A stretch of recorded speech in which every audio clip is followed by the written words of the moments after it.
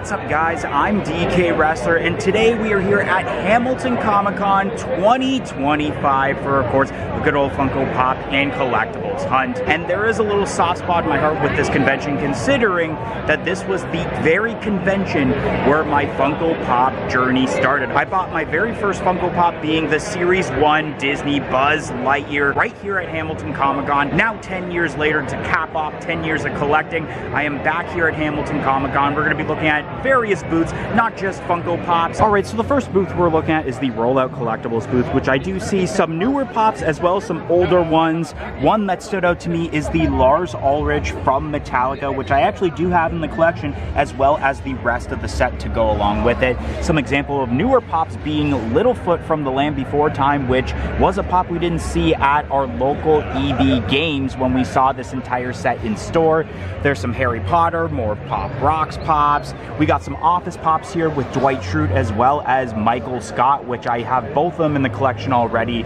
The newer Homer Simpson for The Simpsons, where of course he's saying, "Doh!" We got the Beavis and Butthead set with Beavis, Butthead, and then of course the Great Cornholio, a Pop I do have. Some chases, including this one from One Piece. We do have a Daria Pop right there. The older set of Powerpuff Girls. And then as we go down here, we do have pretty much the set of 4 of the 2019 Kiss figures. Right here do have a Stan Lee that was a Fan Expo Canada exclusive back in, I want to say, like 2014, and there was only 500 of them made. And then before I check the other side of the booth, we do have a display of Bitty Pops right here for the singular ones, as well as this really cool Lego minifigure set. It's 200 for the full set. One of them I noticed, or actually a couple of them, are Alien and Buzz Lightyear from Toy Story, which is absolutely awesome to see. And then on this side, we do have some horror-related Pops, as well as some figures, including the Muppets, Wall-E.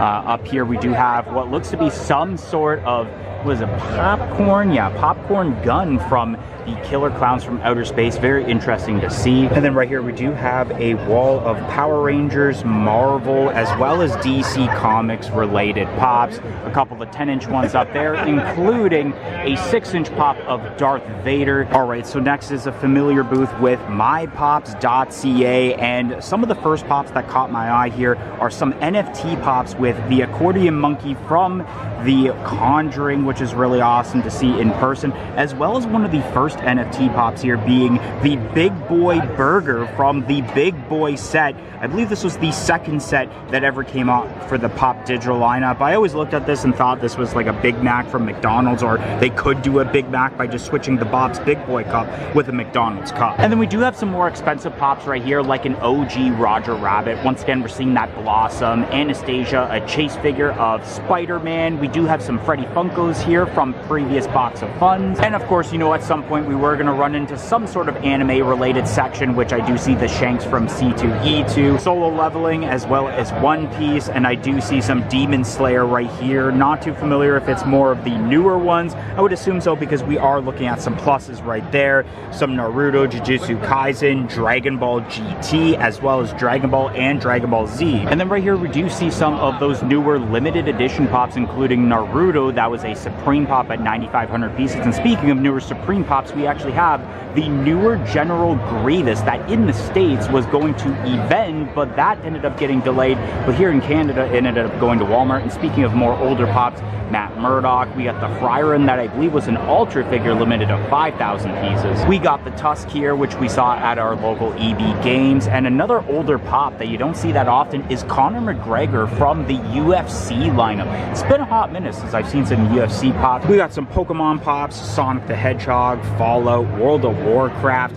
We do got a Back to the Future Pop right here with Doc 2015, which I do have in the collection. More Power Rangers, as well as some more of the new Simpsons, including that Homer that we looked at just a bit ago, as well as the Specialty Series exclusive Bart that says "Eat My Shorts" for the quote, and the newer Marge. That is the closest that most people would probably get to that OG Marge. And then on the other side of the shelf, we do have a limited edition Dunharrow King from Lord of the Rings, as well as, once again, some very spicy meatballs, including that bank robber Joker going for $600. So far, the most expensive Pop I've seen at the con so far.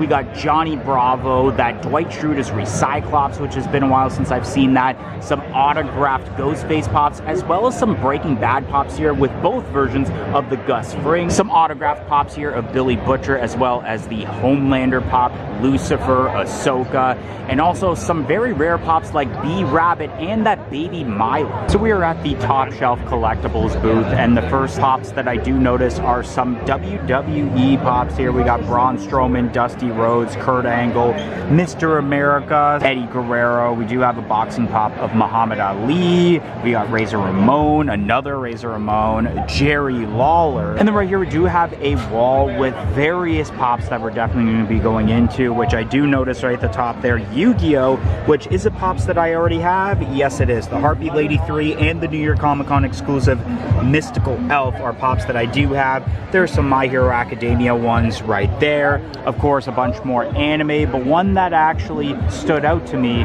was this Cosmic Captain Crunch, which is a very older pop. Let's move this Funimix Bear out of the way just so we can actually get a closer view of that pop. And yeah, there it is, the Cosmic Captain Crunch. This pop glows in the dark, and I'm sure it's got a nice glow to it because of that green color, which I think MD's looking for this, so I may have to message him about this. Some G.I. Joe pops in this section, as well as Motu, and I do notice right there Invader Zim, which I believe that is the newer one. Speaking of some vaulted or older pops, we do have a pop right here of Buster Bluff. We got the Chris Farley Lunch Lady, Andy Bernard, which I actually do have that pop.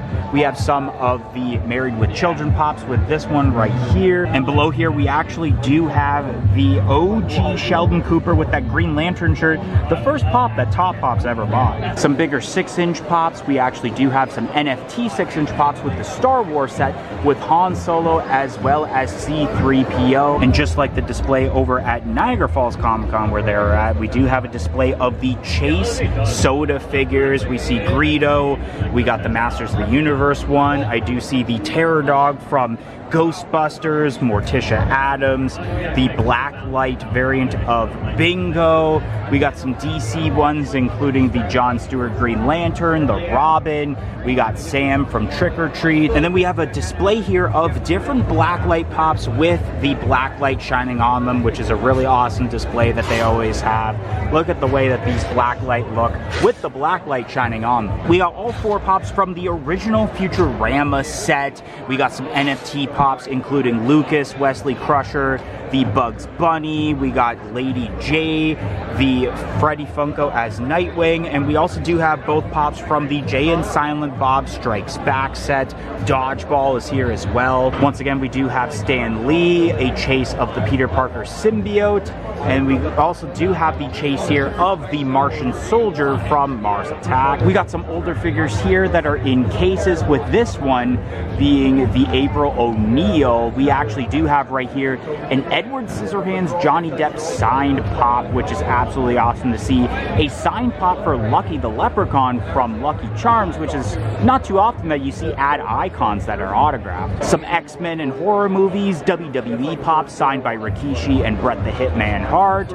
We got some movies pops like Clark Griswold. We also do have the King Starscream that is also, actually it doesn't look autographed, but we do have a King Starscream here from the Transformers Series 2 set, which was the Grail, Mojo Jojo, which is autographed, Leprechaun that's autographed, Leatherface, and yeah, really awesome display here of autographed Funko Pops. Shout out goes to Sentinel107 and Duh Unacceptable Viewer. And the reason that they ended up getting a shout out is because they joined our YouTube channel membership, which only cost $1.99 a month. Not only do you get the shout out, but you do get lots of other perks, including early access to every single video and shorts that we produce on this channel. So definitely consider joining our YouTube channel membership. It will be greatly appreciated and will go a long way of helping out this channel a lot. So definitely consider it, but let's get right back to the video. So we are at the MC Toys minifigures booth, and of course they have minifigures for various Lego. They do have a pricing system here. Anything that is in the blue cabinet, which a lot is what we're looking at right now, is in the blue cabinet, is 4 for $20, red cabinet 4 for $30, and then the orange cabinet will be 4 for $40. And of course the ones that caught my eye are the Toy Story ones I noticed here, like Buzz Lightyear. We got Woody with the little Forky, Bo Peep, Gabby, Al McWiggum in the chicken suit, the alien, Ham as evil Dr. Porkchop. We got a Lotso, we got a Bunny, and there's a Jesse right there. And we actually do have some from The Simpsons. We got Smithers, Mr. Burns, Comic Book Guy, Nelson, Martin, Milhouse, Professor Frank. And then right here we do have some examples of the red shelf for the minifigures. Of course, with the blue ones, you do have a little bit of an object, but for example, one that catches my eye being the Back to the Future ones here, there are more than just one object. There's the guitar with the camera, and then we also have the Doc Brown here where it has the remote, and then stuff like the Ninja Turtles here where they also have multiple objects. So that's why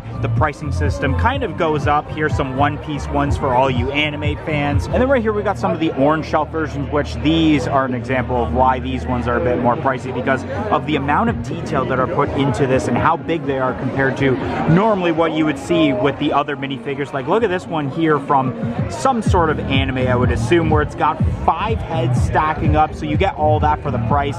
The Octo Spidey, the Vulture with the big wings, Dr. Octopus right there. So there's a lot that goes into these specific minifigures to why they are tiered in a different system rather than the figures you would see in the blue ones, although the blue ones are still pretty cool, especially for the price. Look at that Knuckles one. Knuckles is the GOAT for Sonic. And then something I also found really cool at this booth are 3D stickers. So they take stickers, they got a little bit of a 3D effect, so I can go one side, does different facial expressions. One that I did notice, actually 2 of them that I would consider getting, is this Crash Bandicoot one where depending on where it is, he's basically waving his arms. And then we got Woody doing some different facial expressions as well as different posings. And they also have posters as well, which I think these are absolutely awesome. The one that sticks out to me right now is this one for sure, a Yu-Gi-Oh one where one is Seto Kaiba with Blue Eyes Ultimate Dragon, and then you turn it and it becomes Merrick, my favorite villain, with the 3 Egyptian god cards. This thing is absolutely awesome. All right, so right now I'm actually at this upper level and I think there's a bunch of panels and stuff, and oh yeah, you know, I'm going now. Goodbye. No, I'm just kidding here. Here's CFG though with his awesome Chainsaw Man cosplay right here. Right over here in this section, of course, you do see the Icy Machine, which I may get one in a little bit, but we do have the Ecto one where people can get photo ops with it. There's a table full of different merch, but I thought I would show off this awesome inflatable Stay Puft Marshmallow Man that's right here. Such an awesome inflatable, as well as an inflatable of the Firehouse. And then behind the inflatable Firehouse, we do have a, I guess, backdrop of the painting from the second movie. Some displays of the demo dogs there. Slimer, which also has a bag of Cheetos chilling in his mouth. And then we have the booth here of our friends over at the Canadian Wrestling Figures, in which they got a select few, or not just a select few, but a lot. One that catches my eye is the Ultimate Edition of the Fiend Bray Wyatt. I see this a lot and I debate on getting it, but I never do. It's the newer American Badass Undertaker where he's wearing the Big Evil shirt. I actually do own this specific Big Evil shirt, so I always like wearing that whenever it's WrestleMania season. And then inside the booth we do have various Hot Wheels. I actually do see one for Dots, which is actually one of my favorite candies to have. Got one for Deadpool, the Yellow Submarine for the Beatles, the Jetsons, a monster truck, and then we even have one of the Tesla Cybertrucks right there, which is interesting to see. Some Mario Karts right here, the truck from Dumb and Dumber, as well as the manure car for Back to the Future, which I think my brother gifted me one a while back. Some more die-cast cars, including what really catches my eye is this Woody and Volkswagen bus, which is absolutely awesome.